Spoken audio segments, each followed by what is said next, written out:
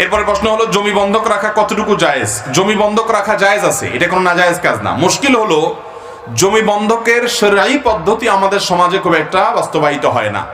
ধরুন আমার কিছু টাকা দরকার, আমার কাছে জমি আছে, আমার এই জমিটা আমি ওনার কাছে বন্ধক রাখলাম, বন্ধক রেখে ওনার থেকে টাকা নিলাম।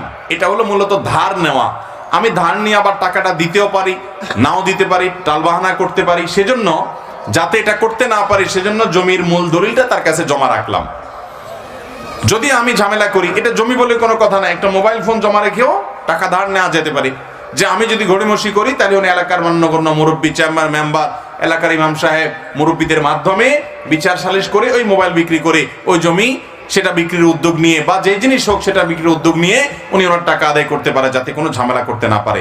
এই বন্ধক এক গ্রান্ট হিসেবে মূলত বন্ধকের এই সিস্টেম ইসলাম দিয়েছে। কোরআনে আল্লাহ তাআলা বলেছেন এটি জায়েজ আছে। কিন্তু মুশকিল হলো আমাদের দেশে